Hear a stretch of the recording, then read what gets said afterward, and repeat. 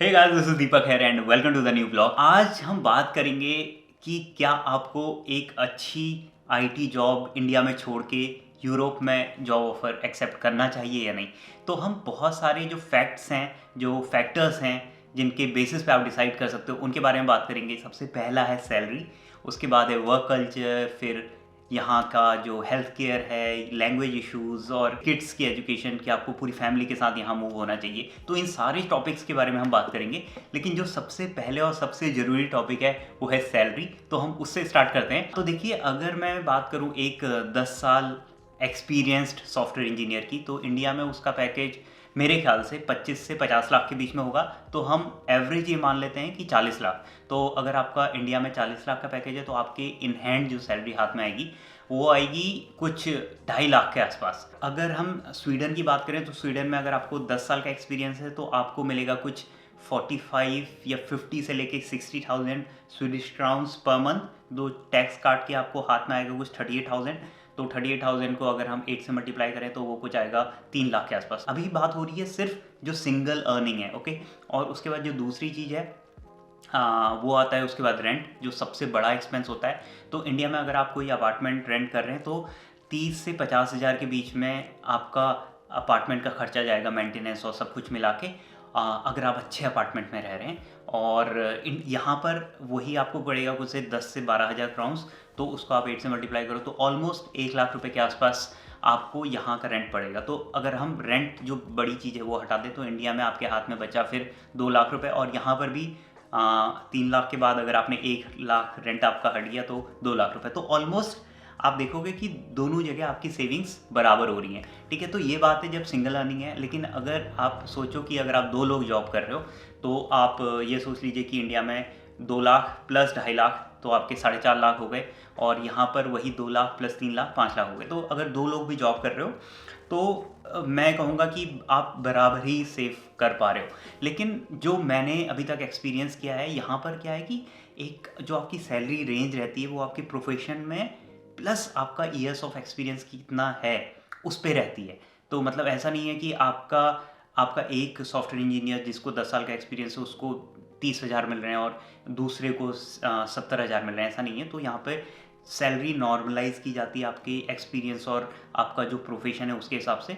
तो अगर आप दोनों सॉफ्टवेयर इंजीनियर हो, हस्बैंड और वाइफ, तो आपकी सैलरी ऑलमोस्ट इक्वल होगी। लेकिन इंडिया में ऐसा केस नहीं है। इंडिया में हो सकता है, वो जो मैंने एक्सपीरियंस किया है, जो मैंने देखा है, कि एक पार्टनर की सैलरी बहुत अच्छी होगी, वो किसी टॉप आईटी कंपनी में काम कर रहा होगा, और जो दूसरा पार्टनर होगा वो किसी छोटी कंपनी में काम कर रहा होगा, उसकी सैलरी कम होगी, उसका प्रोफाइल इतना अच्छा नहीं होगा। तो मैंने देखा है कि वहाँ पे बराबर नहीं होती सैलरी, और यहाँ पर ऐसा है कि बराबर होती है।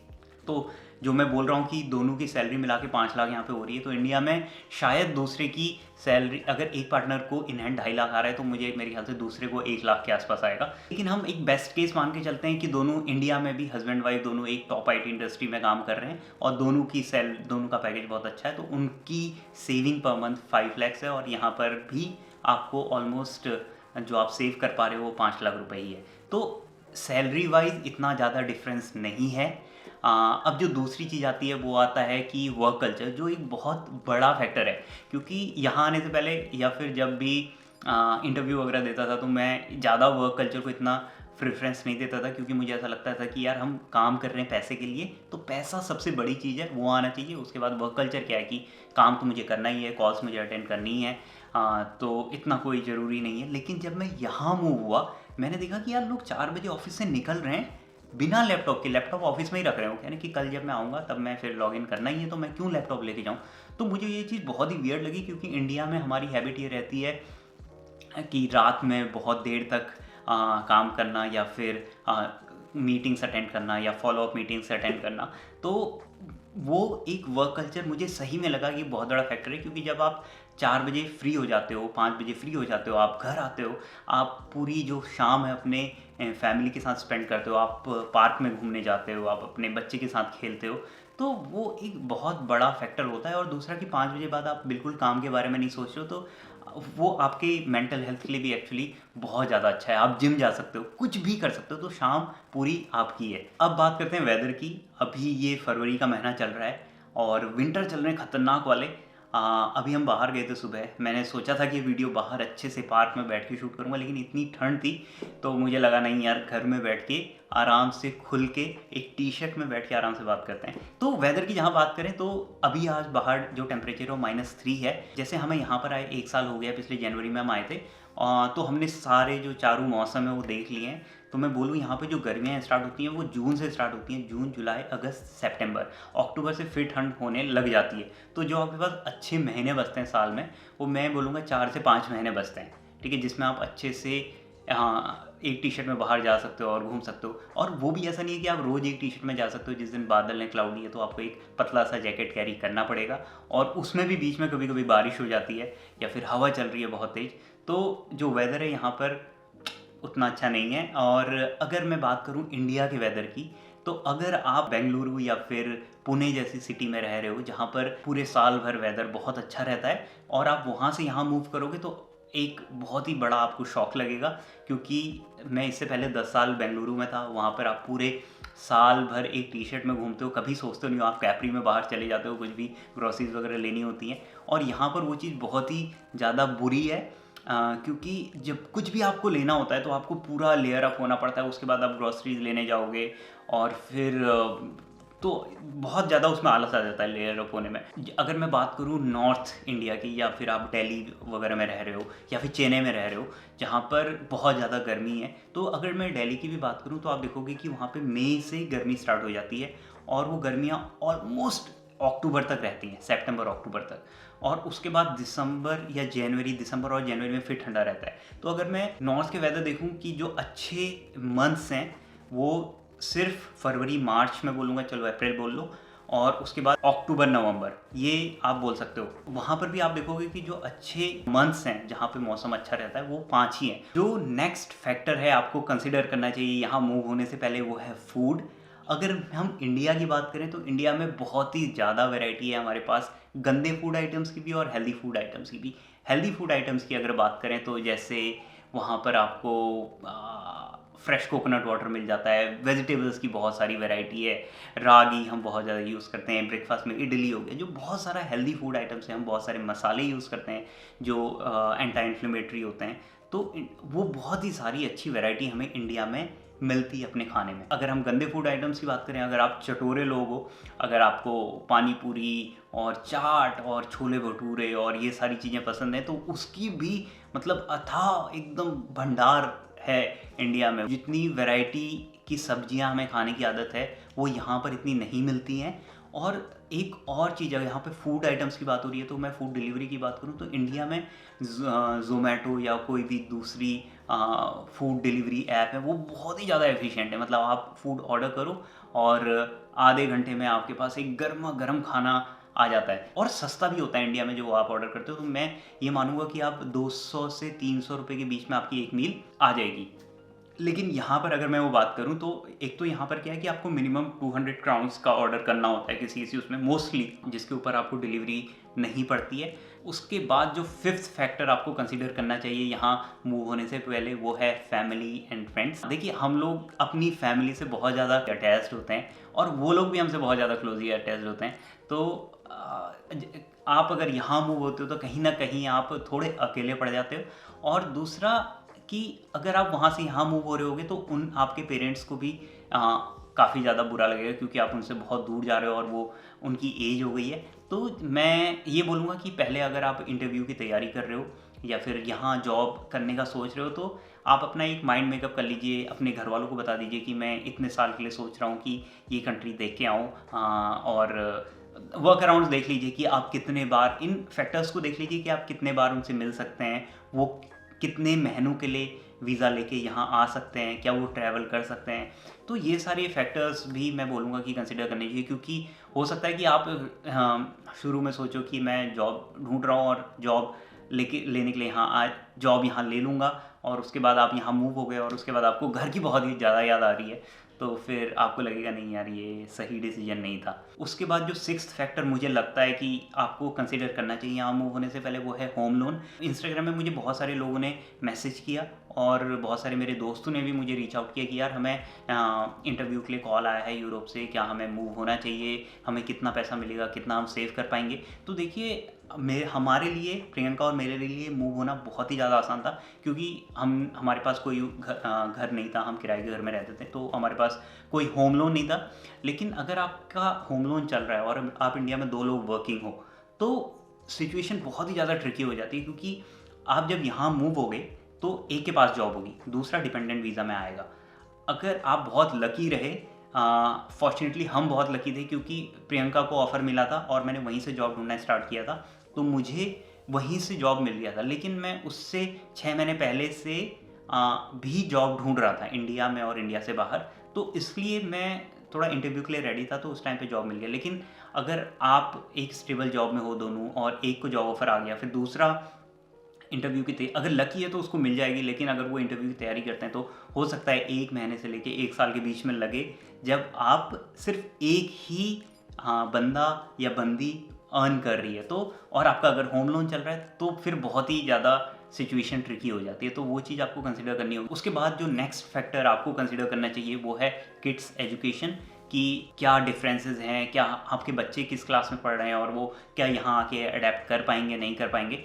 तो मेरे साथ के जिन लोगों से मैंने बात की, किसी के बच्चे काफ़ी बड़े थे, जैसे किसी के 7-8 साल के थे, तो वो लोग यहाँ के आराम से एडजस्ट कर लिया था। लेकिन जो जैसे 10-12 साल के जिनके बच्चे हैं, उनको थोड़ा सा यहाँ आके एडजस्ट करने में थोड़ा सा प्रॉब्लम हुई थी, क्योंकि यहाँ पे जो मेन लैंग्वेज है वो स्वीडिश है, और फिर कल्चर भी पूरा अलग है और एजुकेशन सिस्टम पूरा अलग है। जैसे इंडिया में शुरू से ही बच्चों को ABCD, मल्टीप्लिकेशन टेबल्स और 1 2 3 काउंटिंग्स और बहुत सारी चीज़ें शुरू से ही सिखाई जाती हैं। यहाँ पर बच्चों को कुछ नहीं सिखाया जाता, काफ़ी लेटर स्टेज तक उनको पार्क में ले जाया जाता है, उनको नेचर से अवेयर कराया जाता है, उनको सिविक सेंस चीज़ें बताई जाती हैं, और उनको सिर्फ खिलाया जाता है। उनको ये माना जाता है कि उनको बस खेलने को दो, उनको बहुत सारे टॉयज़ दो, वो खेलें, वो खुश रहें, उन पर कोई भी प्रेशर ना हो। तो यहाँ पर जो एजुकेशन सिस्टम है वो बहुत ही ज़्यादा अलग है। जो 8th फैक्टर आपको कंसिडर करना चाहिए यहाँ आने से पहले, वो है हेल्थ केयर। मैं ये बोलूँगा कि इंडिया का हेल्थ केयर सिस्टम यहाँ के हेल्थ केयर सिस्टम से बहुत ज़्यादा अच्छा है।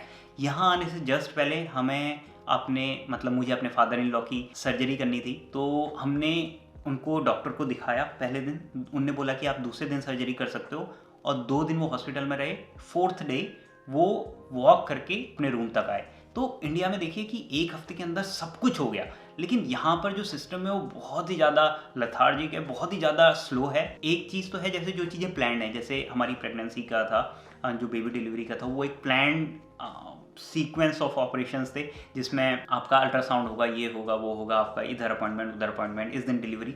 तो वो तो बहुत ही अच्छे से ऑर्गेनाइज था, बहुत ही वेल प्लान था। लेकिन मान लीजिए आपके गले में दर्द हो रहा है, तो पहले आप कॉल करोगे वार्ड सेंट्रल, जो यहाँ का हॉस्पिटल होता है, वहाँ पर आपको अपॉइंटमेंट मिलेगा। वो हो सकता है आपको 2 हफ्ते बाद का मिले, ठीक है, 2 हफ्ते बाद का आपको अपॉइंटमेंट मिलेगा। उसके बाद आप वहाँ जाओगे, तो वो अगर उसको लगेगा, वो एक जनरल फिजिशियन होगा, अगर उसको लगेगा कि आपको वो ENT स्पेशलिस्ट को रिफ़र करे, तो वो रिफ़र कर देगा। आपको घर आ जाना है, वो ENT स्पेशलिस्ट फिर आपको जिस दिन रिफ़र किया है वो अपॉइंटमेंट डेट आपको मिलेगी। वो हो सकता है 2 हफ्ते बाद की मिले, 3 हफ्ते बाद की मिले, 1 महीने बाद की मिले। तो फिर आपको वो लेटर घर आएगा, फिर आप 1 महीने बाद या 1.5 महीने बाद आप अपना वो गले का जो प्रॉब्लम है वो दिखा पाओगे, और उसके बाद भी कोई गारंटी नहीं है कि वो चीज़ सही हो जाए। तो ये चीज़ें यहाँ पर बहुत ही ज़्यादा बेकार लगी मुझे, क्योंकि जब आप किसी तकलीफ़ में होते हो तो मुझे ऐसा लगता है कि आपको तुरंत इलाज चाहिए और कोई होना चाहिए आपको तुरंत अटेंड करने के लिए। जो 9th फैक्टर आपको कंसिडर करना चाहिए वो है लैंग्वेज। अगर आप IT इंडस्ट्री में काम कर रहे हो तो आपको मोस्ट प्रोबेबली ऑफर आएंगे नीदरलैंड से, डेनमार्क से, स्वीडन से और स्पेन से। ऐसा नहीं है कि आपको अगर यहाँ की रीजनल लैंग्वेज नहीं आती है तो आप बिल्कुल ही हैंडीकैप्ड हो। लोगों को इंग्लिश आती है, लेकिन उनका वो सेकेंडरी लैंग्वेज है, तो जब भी कोई आपसे बात करेगा वो आपको स्वीडिश में बात करेगा। लेकिन आप बोलोगे कि मुझे स्वीडिश नहीं आती, तो आप इंग्लिश में बात कर सकते हो। नीदरलैंड्स में भी ऐसा ही है और डेनमार्क में भी ऐसा है कि लोगों को इंग्लिश आती है, लेकिन स्पेन में लोगों को इंग्लिश नहीं आती है, तो आपको बेसिक स्पेनिश सीखनी पड़ेगी। लेकिन अगर आप यहाँ पे रह रहे हो तो मैं ये सजेस्ट करूँगा कि आप यहाँ की लैंग्वेज ज़रूर सीखो, क्योंकि जो भी लेटर्स आपके घर में आते हैं, जो भी एडवर्टीजमेंट आते हैं, कुछ भी होता है, जो सारे लेटर्स होंगे, न्यूज़पेपर्स होंगे, वो सब यहाँ की स्वीडिश लैंग्वेज में होंगे। तो वो लैंग्वेज एक बहुत बड़ा प्लस हो जाता है अगर आप यहाँ रह रहे हो तो। लेकिन कंपलसरी नहीं है, आप इंग्लिश से भी काम चला लोगे अगर आप कुछ सालों के लिए यहाँ आ रहे हो। उसके बाद जो लास्ट फैक्टर है, 10th फैक्टर है, वो आपको कंसिडर करना चाहिए, वो है कि आप किस तरीके के इंसान हो। अगर आप नेचर के साथ टाइम स्पेंड करना चाहते हो, आपको अच्छा लगता है नेचर, तो आपको यहाँ आना चाहिए। दूसरा, यहाँ पर आप बहुत सारे ट्रैक्स कर सकते हो। यहाँ पे साइकिलिंग के लिए अलग लेन है, अगर आपको साइकिलिंग पसंद है। अगर आप रनिंग करते हो तो रनिंग के लिए बहुत सारे अच्छे ट्रैक्स हैं, यहाँ पे बहुत अच्छी ट्रेल्स हैं। तो ये 10 फैक्टर हैं जो आपको कंसिडर करने चाहिए यहाँ मूव होने से पहले, या उससे भी पहले जब आप जॉब के लिए अप्लाई कर रहे हो दूसरी कंट्री में उस टाइम पर। लेकिन कुछ फाइनल थॉट्स हैं जो मैं शेयर करना चाहूँगा मेरे 1 साल के एक्सपीरियंस में, कि मैंने क्या सोचा, हमने क्या सोचा, हम क्यों मूव हुए। तो देखिए क्या होता है कि ये एक बहुत ही बड़ा डिसीजन होता है, एक इस्टेब्लिश जगह से, जहाँ पर आपका अपना घर है, जहाँ पर आपने अपने दोस्त हैं, जहाँ पे आपकी फैमिली है, जहाँ पे आपने सारा सामान खरीदा हुआ है इतने प्यार से, जहाँ पे आपके पास अपनी गाड़ी है, वो सारी चीज़ें बेच के एक दूसरी कंट्री में शिफ्ट होना, जहाँ का आपको कुछ नहीं पता, जहाँ की आपको लैंग्वेज नहीं आती, जहाँ के आपको गवर्नमेंट के रूल्स नहीं पता, जहाँ पर आपको पता नहीं खाना कैसा मिलेगा, जहाँ पर आपको पता नहीं कि वेदर कैसा है। तो ये एक बहुत ही बड़ा डिसीजन होता है, बहुत ही ज़्यादा डर लगता है इसमें, क्योंकि कुछ भी नहीं पता आपको उसका। लेकिन मुझे कहीं ना कहीं ये लगा कि ये एक आपके लिए एक अपॉर्चुनिटी भी होती है अपने माइंड को रीसेट करने का, क्योंकि जो भी हमारी गंदी आदतें होती हैं, जैसे अगर आपको लेट उठने की आदत है, आप दूसरी कंट्री में मूव हो रहे हो, तो आपको आपके ब्रेन को समझ में नहीं आता कि यार क्या करना है। आपको सुबह मॉर्निंग से सारी चीज़ें खुद फिगर आउट करनी है, ब्रेकफास्ट, उसके बाद ऑफिस, उसके बाद कैसे ऑफिस पहुंचना है, कैसे वापस आना है। और तो आपके पास एक क्लीन स्लेट है जिसमें आप अपना डेली जो प्लान है, डेली की जो लाइफ एक्टिविटीज़ है, उनको प्लान कर सकते हो। तो मुझे लगा कि वो बहुत बड़ी चीज़ है। जैसे आपको रात में लेट उठने की आदत है, अब यहाँ पर क्या है कि लोग जल्दी ऑफिस से घर चले जाते हैं, तो जल्दी ऑफिस भी आते हैं, जल्दी ऑफिस आते हैं तो वो जल्दी सो जाते हैं। तो आपको दूसरी आपके पास ये एक अच्छी अपॉर्चुनिटी है जल्दी सोने की, और जल्दी उठने की, और जल्दी काम स्टार्ट करने की। तो कहीं ना कहीं उसके डिसएडवांटेज भी हैं, लेकिन मुझे लगा कि उसके बहुत बड़े एडवांटेजेस भी हैं, क्योंकि आपको अपने दिमाग को रीसेट करने का और एक नई चीज़ें सीखने का, अपनी नई हैबिट्स इनकलकेट करने का एक मौका मिलता है। और दूसरा हमारे दिमाग में ये था कि यार कि हम जा रहे हैं मतलब एक्सप्लोर करने के लिए, देखने के लिए यूरोप। लेकिन ऐसा नहीं है कि अगर हमने इंडिया छोड़ दिया है तो हम वापस कभी आ ही नहीं सकते हैं। हम कभी भी, जिस दिन हमें आज अच्छा नहीं लग रहा है, हम कल सारी चीज़ें पैक करके वापस अपनी कंट्री आ सकते हैं। तो हमारे पास वो ऑप्शन तो हमेशा ही खुला है कि हम अपनी कंट्री कभी भी आ सकते हैं। तो क्यों ना बाहर जाके नई जगह, नई चीज़ें, नए लोग, नए कल्चर को एक्सप्लोर करते हैं। तो यही एक सिंपल थॉट लेके कि यार अगर अच्छा नहीं लगा तो आ जाएंगे वापस, क्या उसमें क्या बड़ी बात है, इंडिया तो कभी भी हम वापस जा सकते हैं। यही एक छोटा सा थॉट लेके हम यहाँ आ गए थे, और अभी चल रहा है, ठीक चल रहा है। I hope you like the video, और आपको आई होप कि आपको हेल्प मिलेगी डिसीजन लेने में कि आपको मूव होना चाहिए या नहीं होना चाहिए। जल्दी मिलते हैं दूसरी वीडियो में। टिल देन बाय बाय, ख्याल रखिए अपना।